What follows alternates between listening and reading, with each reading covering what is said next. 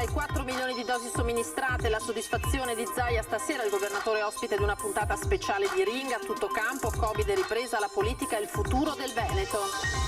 Tra le anticipazioni della puntata di questa sera la proposta del presidente del Veneto per la finale degli europei di calcio. Ha ragione Draghi, Wembley non sicura per la variante Delta e allora candido il Bentegodi di Verona.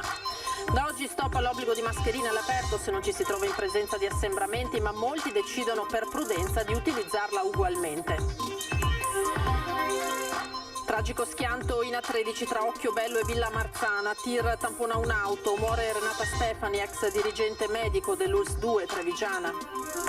Il delitto di Moriago, in queste ore la visita del vescovo di Vittorio Veneto Corrado Pizziolo alla famiglia di Elisa Campeoli, il presidente dell'associazione Tutela Salute Mentale attacca responsabilità morale dei tagli ai servizi psichiatrici. A Marghera assalto fallito di un ladro a un distributore, il malvivente scappa a mani vuote e ferito, il video del raid fa il giro dei social. Belluno tra le prime province in Italia per qualità della vita dei giovani tra i 18 e i 35 anni, in particolare per le opportunità di lavoro, perplessi i diretti interessati che parlano di territorio che non sa trattenere i suoi ragazzi. Buonasera, ben ritrovati in diretta con l'edizione regionale dei nostri telegiornali e dunque questa sera a Ring una puntata speciale con ospite il governatore Luca Zaia. Vi proponiamo qualche anticipazione dagli oltre 4 milioni di dosi di vaccino somministrate in Veneto alla polemica Italia-Regno Unito sulla finale degli europei di calcio a Wembley in un paese nel quale la variante Delta mette paura. Da Zaia arriva una controproposta. Ha visto Draghi dire nei giorni scorsi, parlo di calcio, di europei in questo caso, che sarebbe un po' rischioso fare la finale in Inghilterra? Ha ragione. Ha ragione? Candidiamo il Bentegodi. Ma questa è una notizia, La controproposta è servita. Nella puntata di Ring in onda questa sera dalle 21:15 Luca Zaia si affianca alle parole del premier Draghi, polemico in questi giorni con i vertici del calcio per la scelta delle gare a Wembley, finale compresa, in un Regno Unito colpito dalla variante Delta. Oggi pensare di fare una partita con 60.000 persone in un contesto nel quale si parla di variante Delta a me sembra veramente, io condivido le parole di Draghi. E candida il Bentegodi, quindi per la finale europea. La faremo in versione ridotta, potrebbe essere un bel segnale. Noi qui in questo momento siamo in grado di farlo, ma fare anche di più, anche fare i test a tutti coloro che andranno a vedere la partita. Insomma, se il Veneto guida la corsa vaccinale in Italia, perché non scegliere proprio questa regione per garantire un afflusso di gente importante senza rischi? La macchina delle somministrazioni continua il suo lavoro con un altro traguardo superato. Esattamente questa mattina abbiamo aperto il nostro bollettino con 4.054.000 dosi inoculate ai veneti. E quindi il fatto che, basti pensare che se si chiede a qualche amico, qualcuno in giro per il Veneto, se ha fatto il vaccino, se lo voleva fare, eccetera, la stragrande maggioranza dice io ho fatto una dose, io ho già fatto le 2 dosi. Quindi si sta vaccinando tanto, già un'immunità, fra virgolette, diffusa si sta creando. Dopodiché quella di gregge la si realizza almeno sopra il 60-65% del totale dei cittadini. Spettro variante Delta dunque in Europa, l'Italia per ora è tranquilla, così il Veneto, ma virologi ed epidemiologi avvertono serve controllare e spegnere subito i focolai anche con restrizioni. Prevedere mini lockdown o mini zone rosse localizzate nel caso la variante Delta anche in Italia diventi fuori controllo. Nel giorno in cui si dice addio all'obbligo di mascherina all'aperto, le parole del virologo Fabrizio Pregliasco fanno discutere, ma rispecchiano i timori degli scienziati che osservano la situazione in Europa e non fa star tranquilli nemmeno in un Veneto nel quale di preoccupazione per ora non ce n'è. Per ora, appunto. Sottoscrivo quello che dice il professore perché siamo tutti d'accordo che nei prossimi mesi avremo a che fare con questo colpo di coda che ci attendiamo del virus, ma soprattutto avremo a che fare con dei focolai, quindi non ci attendiamo un grande incendio come abbiamo visto a ottobre dell'anno scorso o a marzo, se vogliamo riferirci alla cosiddetta prima ondata, ma a una serie di focolai che dovremmo tenere sotto controllo. Le parole lockdown o zona rossa fanno tremare soprattutto le categorie che guardano alla ripresa, ma avvertono i virologi si deve pensare a interventi eventuali estremamente localizzati dove appaiano i focolai. In Cina hanno fatto esattamente così, cioè hanno circoscritto i focolai, hanno fatto i mini lockdown e hanno spento questi fuochi più piccolini anche in tempi molto, molto brevi e ragionevoli. In Veneto la situazione contagi resta tranquilla, ma il chiaro e costante abbassamento della curva registra negli ultimi tempi un plateau. Non scende ulteriormente, resta ferma.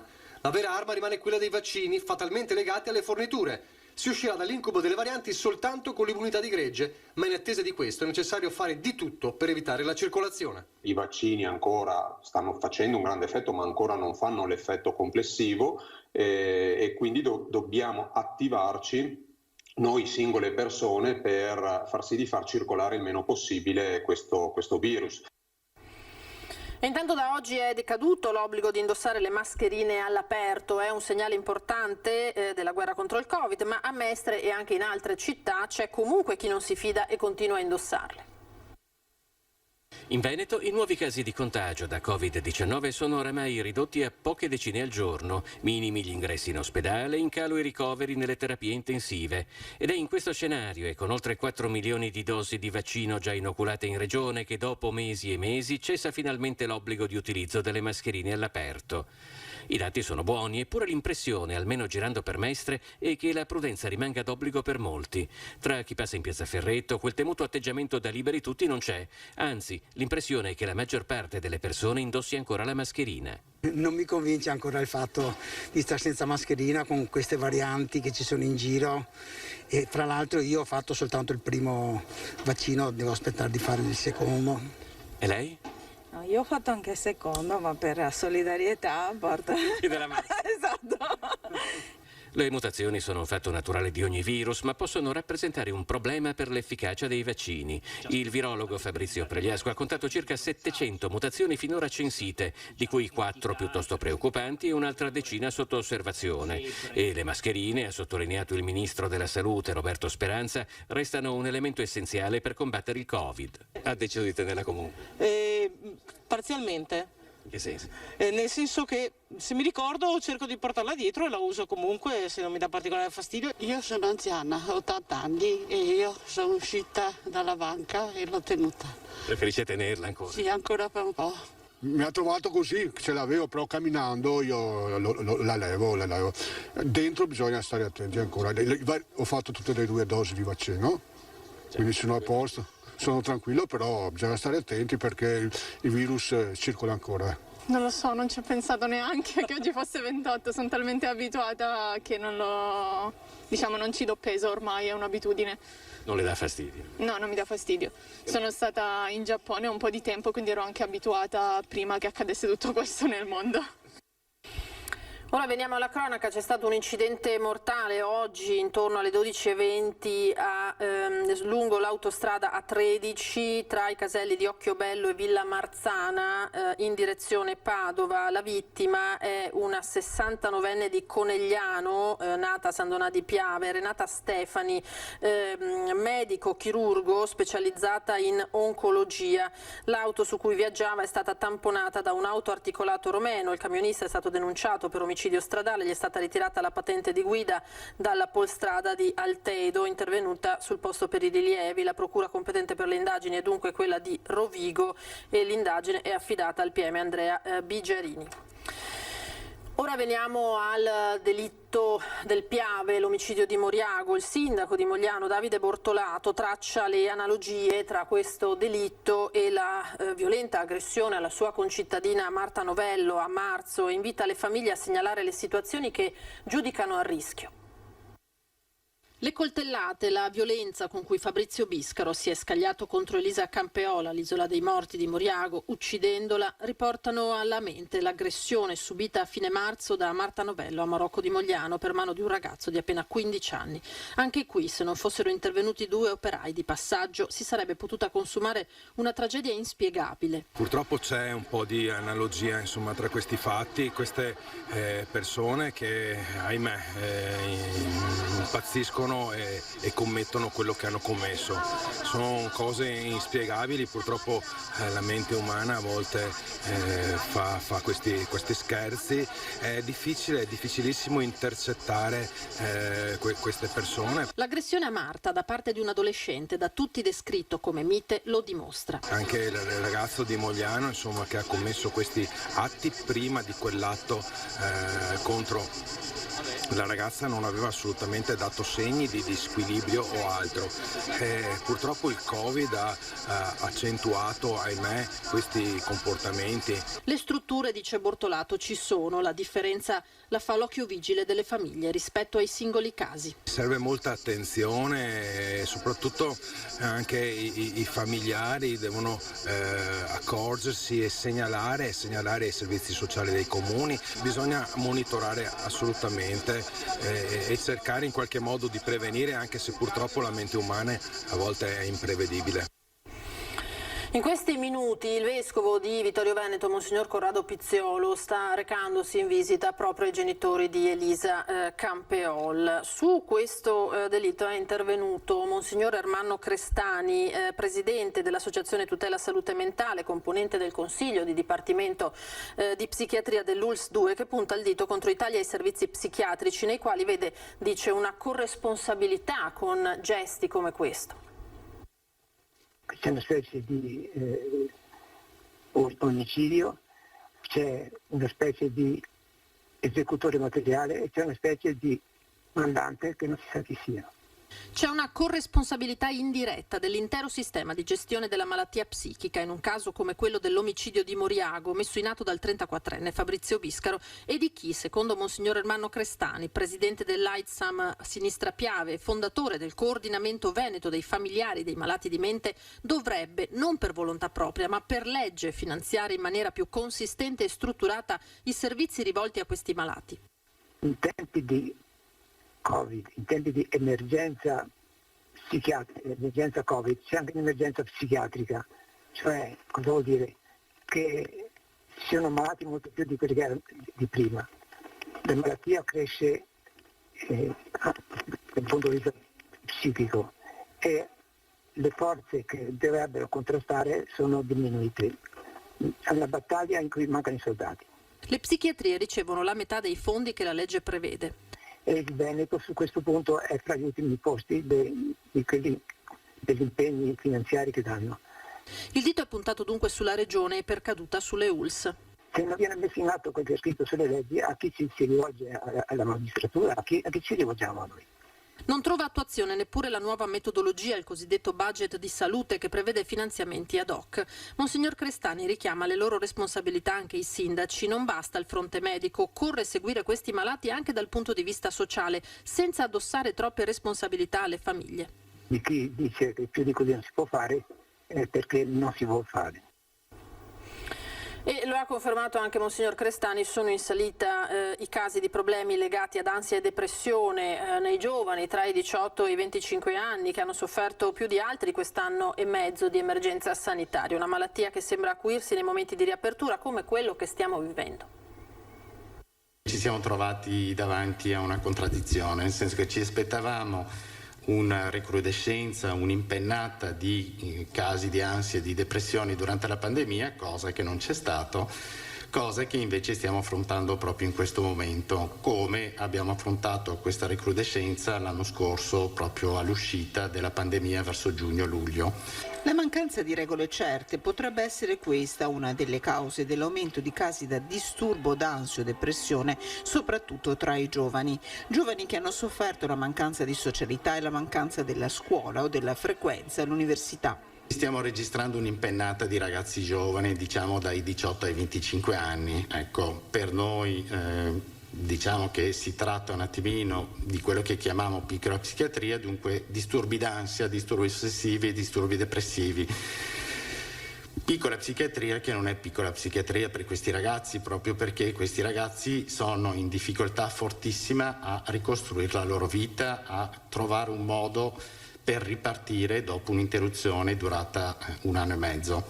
Ecco, ragazzi che probabilmente poi durante quest'anno e mezzo non hanno fatto esperienze sociali con i loro amici, non hanno avuto uscite, non hanno potuto in qualche maniera vivere e dunque si ritrovano davanti a un momento fortissimo di incertezza su come ricominciare a vivere. Ai giovani si affianca chi ha sofferto della mancanza di un lavoro, mai chiusi neppure durante il lockdown i servizi di psichiatria che seguono in tutta la provincia di Padova più di 15.000 utenti e infatti i pazienti storici hanno retto. Paradossalmente i pazienti storici sono stati molto più bravi rispetto a quello che pensavamo, e questa è una constatazione che tutti i colleghi della regione in qualche maniera hanno fatto.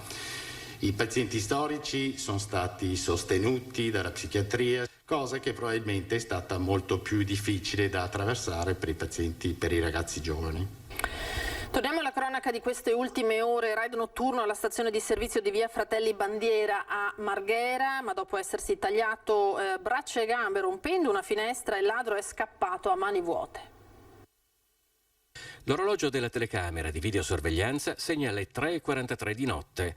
Dietro a un furgone compare la testa di un uomo che si guarda attorno 1-2 volte, poi punta alla finestra del chiosco del distributore di carburante di via Fratelli Bandiera a Marghera. È il momento. Con un pesante martello inizia l'opera di demolizione della finestra. Ci vogliono 15 colpi assestati in rapidissima successione, qualche pugno e qualche pezzo più resistente da tirar via sempre a mani nude per creare il varco necessario all'ingresso. Naturalmente dentro il chiosco non c'è non ci sono soldi, ci sono solo dei profumi e pochissime cose, insomma, la macchina del caffè, che ogni tanto ci beviamo il caffè noi altri, dunque non riesco a capire, c'è scritto che c'è l'allarme, ci sono le telecamere, naturalmente non teniamo soldi contanti, non vedo il motivo per fare queste cose qua, sono danni inutili. Il raid all'interno del chiosco dura 13 secondi netti. L'improvviso fragore dell'allarme, l'audio non c'è ma si vede la luce che inizia a lampeggiare, fa il suo effetto, a giudicare dalla fuga precipitosa e un po' maldestra del ladro, che oltre ad andarsene a mani vuote lascia sul campo il martello e diverse tracce di sangue dalle ferite che si è procurato tagliandosi braccia e gambe. Ora al posto della finestra c'è un asse di legno e qualche centinaio di euro da spendere per il nuovo vetro. Abbiamo subito un altro furto a novembre dell'altro anno, che ci hanno sfondato il self-service dell'accettatore del lavaggio e anche lì abbiamo avuto grossi danni, molti danni. Com'è la situazione in via Fratelli Bandiera? Era migliorata poco tempo fa, adesso però siamo, non dico tornati ai livelli di prima, però sta peggiorando. Cercava soldi e oggetti di valore e intanto si mangiava le brioche avanzate dal giorno prima. Il malvivente è entrato nella notte tra sabato e domenica al bar Orchidea di Padova. Cappello in testa si aggira nel locale. È uno dei fotogrammi che riprendono il ladro entrato nella notte tra sabato e domenica al bar Orchidea di via Montericco, zona di Brusegana a Padova. A scoprire la spaccata la titolare che domenica, poco prima dell'orario di apertura, si è trovata la vetrina sfondata e la serratura forzata. Un bottino magro per il malvivente, circa 300 euro i contanti presenti in cassa. Forse però aveva fame. Per tutto il tempo, infatti, ha continuato a mangiare le brioche rimaste sul bancone dal sabato di apertura. Le indagini sono in corso da parte della polizia. Nel quartiere, considerato tranquillo, si tratta della prima spaccata. Furti in serie invece nelle abitazioni a Borso del Grappa. Interviene il sindaco che chiama il prefetto e la nostra redazione. Una serie di furti nell'ultima settimana, almeno 2 o più al giorno nel territorio di Borso del Grappa, da sempre oasi felice. L'appello è necessario per la forte apprensione che sento e condivido della mia comunità. Un appello bifacciale, chiamiamolo così, nell'avere una maggiore attenzione per quanto riguarda la propria abitazione, e c'è un secondo appello che è quello invece di un nutrito gruppo di miei cittadini giovani che hanno fondato un gruppo WhatsApp molto importante, molto interessante, che può sicuramente aiutare anche le indagini in corso a trovare una soluzione, una responsabile di questi gesti vandalici.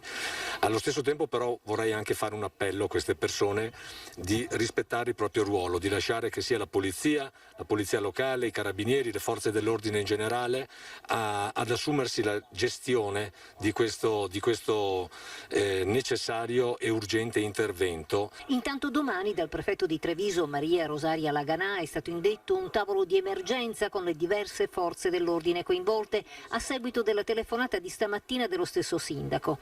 Si presume la banda sia di gente non stanziale che parcheggia in collina, agisce a piedi proprio per eludere il sistema di videosorveglianza.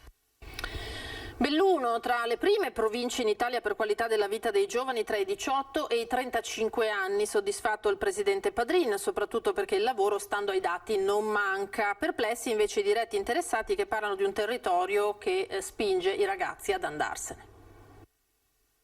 Belluno tra le prime 5 province in Italia per qualità della vita dei giovani tra i 18 e i 35 anni. Il quotidiano Il Sole 24 Ore ha steso 3 classifiche generazionali relative ai servizi offerti dai territori provinciali italiani a bambini, giovani e anziani.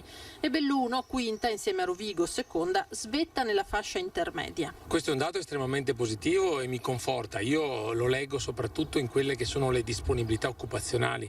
La provincia, soprattutto per quella fascia di età, può garantire ai nostri giovani delle opportunità di lavoro, soprattutto nel settore del manifatturiero, ma sta crescendo anche l'agricoltura e dobbiamo cercare di tenere sul turismo, dove purtroppo la pandemia ha creato non poche difficoltà ad un settore che però è fondamentale per l'economia del nostro territorio.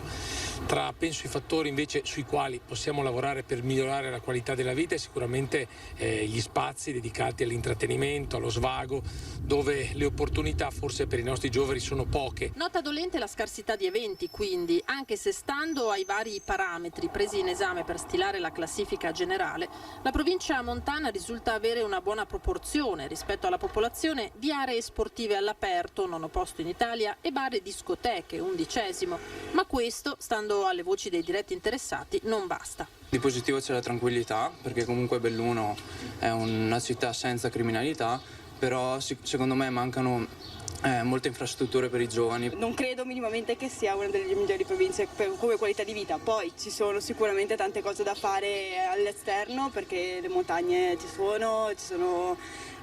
lo sci, ci sono le arrampicate, i percorsi vari, però non c'è niente per i giovani. Magari farli socializzare di più fra di loro, mentre che stare sul telefono tutto il giorno e trovarsi faccia a faccia, insomma. A parte quelle poche fabbriche che ci sono e che danno lavoro a un certo tipo di persone, per tutti gli altri è difficile inventarsi qualcosa qui ed è difficilissimo trovare qualcosa che ti spinga a rimanere.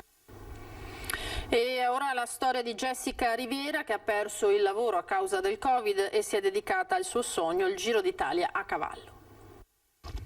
Un sogno che si realizza convertendo un periodo negativo dettato dalle conseguenze del Covid, la perdita di lavoro, in un'avventura. Così Jessica ha iniziato a pianificare il Giro d'Italia a cavallo, in sella alla sua fedele compagna di viaggio, Fatira di Pegaso. Con il Covid mi sono purtroppo perso il lavoro e ho tutto un tratto avuto la possibilità di avere un sacco di tempo libero per me e ho pensato di investirlo nella realizzazione di questa piccola impresa, nonché sogno. Ha già percorso un primo periodo di prova in Friuli. Ho già percorso, come diciamo, test drive, ho fatto tutto quanto il percorso del Friuli, quindi sono stata in avanscoperta da Tolmezzo, le Alpi Carniche fino a Moggio Dinese, poi siamo scese verso Lignano e abbiamo appunto percorso questi 480 km alla scoperta di nuovi tracciati da poter effettuare a cavallo, quindi per incentivare il settore equestre. Ferma per pochi giorni, ora è pronta a tornare in sella per percorrere il versante adriatico, Emilia-Romagna, Marche, Abruzzo, fino alla punta dello Stivale e risalire su in quello tirrenico. Organizza le soste in aziende agricole o maneggi per garantire il foraggio al cavallo e avere un posto in cui ripararsi, ma tutto si basa su imprevisto e capacità di adattarsi alla natura e al clima. Ho strutturato una media di 30 km al giorno, ho fatto salvi gli imprevisti che sono purtroppo un quotidiano, perché magari tra le piogge, alberi caduti, frani, recinzioni, strade bloccate non è facile, anche l'urbanizzazione non rende il nostro percorso molto agevole, però siamo un po' due pionieri, andiamo alla scoperta e ci stiamo destreggiando. Diciamo che cerchiamo sempre di tenere valda un'alternativa, quindi qualora la strada diventasse troppo pericolosa. Vi ricordo questa sera dalle 21:15 l'appuntamento con Ring, ospite il presidente del Veneto Luca Zaia, che parla davvero a tutto campo sulla ripartenza. Poi nella seconda parte della trasmissione lo shock per l'omicidio di Elisa Campeol. È tutto, grazie per essere stati con noi, vi lascio alle previsioni del tempo e poi all'edizione di Venezia. Arrivederci.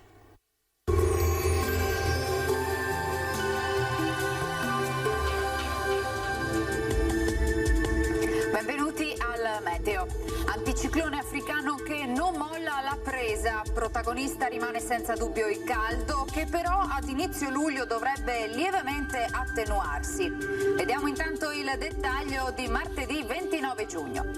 Sul Veneto sarà soleggiato, il cielo sereno o velato, a parte qualche modesto addensamento a partire dalle ore centrali, più che altro sulle zone montane, dove sarà comunque molto bassa la probabilità di locali acquazzoni. Temperature minime comprese tra 17 e 24 gradi, valori massimi oscillanti invece tra i 30 e i 36 gradi con sensazione di afa molto presente. Ci spostiamo ora sul Friuli Venezia Giulia, dove anche qui avremo tanto sole dappertutto, qualche addensamento ci sarà, ma insomma senza ulteriori conseguenze. Temperature minime tra 21 e 25 gradi, massime sui 32-34 gradi. Infine uno sguardo alla situazione del Trentino Alto Adige, dove sarà in prevalenza soleggiato, il cielo sereno o poco nuvoloso e non sono previste piogge degne di nota. Temperature minime intorno ai 20-22 gradi, massime sui 34 all'incirca. Dal meteo di Antena 3 per ora è tutto, grazie per l'attenzione e arrivederci.